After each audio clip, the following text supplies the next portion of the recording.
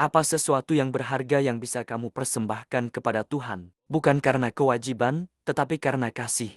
Ini adalah pertanyaan refleksi kita untuk hari ini. Holy Spirit, make my heart open to the Word of God.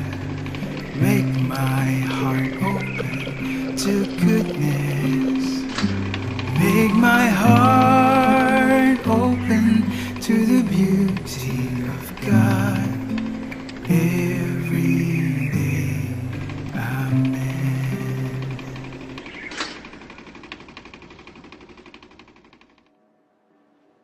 Halo semuanya, selamat datang kembali di vlog Senin kami. Sekarang, izinkan saya memulai dengan sebuah kisah tentang seseorang yang cintanya kepada Tuhan tidak selalu masuk akal bagi banyak orang.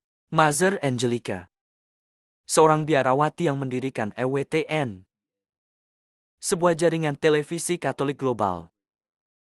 Dia adalah seorang biarawati kontemplatif dengan sumber daya yang sangat terbatas. Namun dia merasa terpanggil untuk memulai sebuah jaringan TV. Tidak ada uang, tidak ada pengalaman media. Tidak ada rencana yang jelas. Dan tetap saja dia berkata, ya. Faktanya, dia memulai EWTN dari sebuah garasi kecil di biaranya di Alabama. Hanya dengan mempercayai bahwa itu adalah pekerjaan Tuhan, dia akan menyediakan. Orang-orang menganggap itu tidak praktis, bahkan tidak realistis. Tetapi dia percaya pada hal ini. Jika sesuatu dilakukan untuk Tuhan, berikan yang terbaik, jangan menahan apapun. Dan hari ini, satu tindakan iman itu telah menjangkau jutaan orang di seluruh dunia. Anda tahu, istri saya Beth, dan saya diberkati karena diundang bukan hanya sekali, tetapi 2 kali dalam salah satu program mereka, The Church Universal bersama Pastor Joseph Mary Wolf. Melihatnya secara langsung, benar-benar menyentuh hati saya. Ketika kasih kepada Tuhan itu nyata, kasih itu tidak menghitung biaya. Dan kasih seperti itu membawa kita langsung ke Injil hari ini. Saudara-saudari, dalam Injil Yohanes, bab 12, ayat 1-3, Yesus sedang makan malam di Betania. Marta melayani, Lazarus ada di sana. Kemudian Maria melakukan sesuatu yang luar biasa. Dia mengambil sebotol minyak wangi yang sangat mahal, senilai hampir 1 tahun upah, lalu menuangkannya ke kaki Yesus dan menyekanya dengan rambutnya. Dan kitab suci mengatakan bahwa rumah itu dipenuhi dengan harum wanginya. Sejujurnya, kita mungkin bisa memahami Yudas yang berkata, mengapa tidak dijual saja dan uangnya diberikan kepada orang miskin? Kedengarannya praktis, bukan? Tetapi Yesus membela Maria. Karena apa yang dia lakukan bukan pemborosan. Itu adalah penyembahan. Inilah kuncinya. Maria mengerti bahwa mengasihi Tuhan datang lebih dulu. Sebelum pelayanan, sebelum tugas, sebelum segalanya.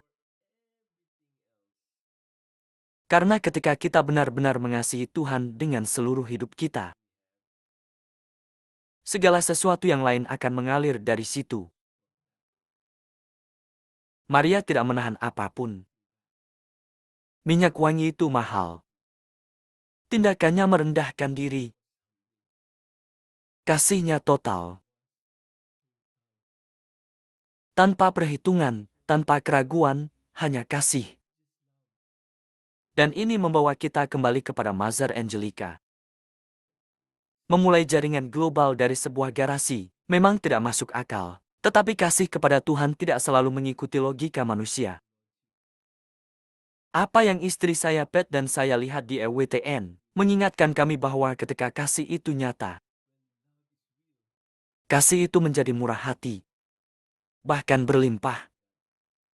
Dan mungkin disinilah hal itu menjadi pribadi. Karena terkadang, hubungan kita dengan Tuhan menjadi sekadar praktis. Kita berdoa saat kita membutuhkan sesuatu. Kita memberi hanya ketika itu nyaman. Kita melayani hanya jika sesuai dengan jadwal kita.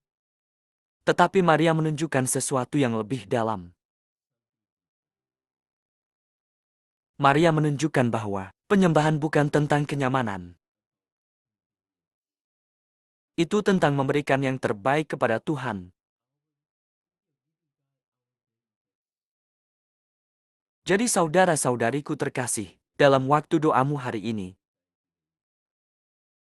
saya ingin kamu merenungkan hal ini. Apa sesuatu yang berharga yang dapat saya persembahkan kepada Tuhan?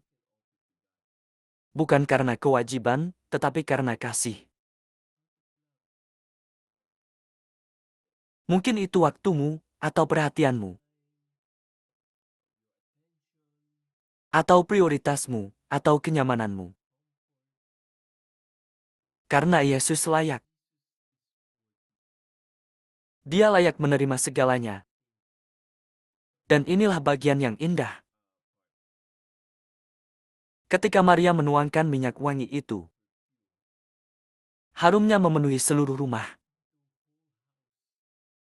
Dengan cara yang sama, ketika kita memberikan hidup kita sepenuhnya kepada Tuhan, kasih itu menyebar, kasih itu menyentuh orang lain.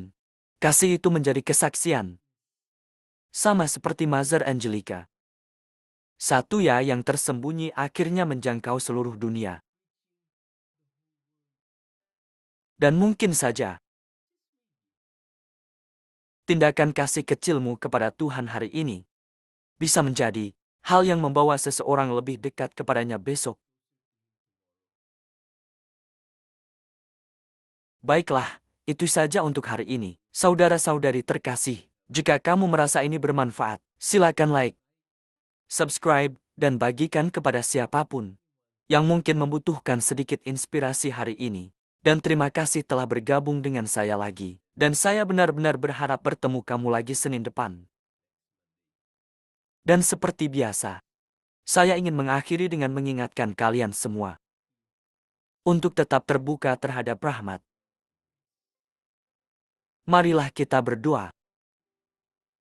Dalam nama Bapa, dan Putra, dan Roh Kudus. Amin. Bapa yang penuh kasih, sumber segala kebaikan, terima kasih banyak. Terima kasih untuk Injil hari ini. Ya Tuhan, Engkau layak menerima seluruh kasih kami. Tolong ajari kami untuk menyembah-Mu dengan sepenuh hati, tanpa menahan apapun. Seperti Maria, tolong kami mengasihi-Mu dengan kerendahan hati dan kemurahan hati. Dan seperti Mother Angelica, berilah kami keberanian untuk berkata, ya, bahkan ketika itu tidak masuk akal. Semoga hidup kami menjadi persembahan bagi-Mu. Dan semoga kasih kami kepadamu menjadi berkat bagi orang lain. Kami memohon ini dalam nama Yesus. Amin. Dalam nama Bapa, dan Putra, dan Roh Kudus. Amin. Semoga Tuhan memberkati Anda dan keluarga Anda, Gereja Katolik kita, dan Couples for Christ.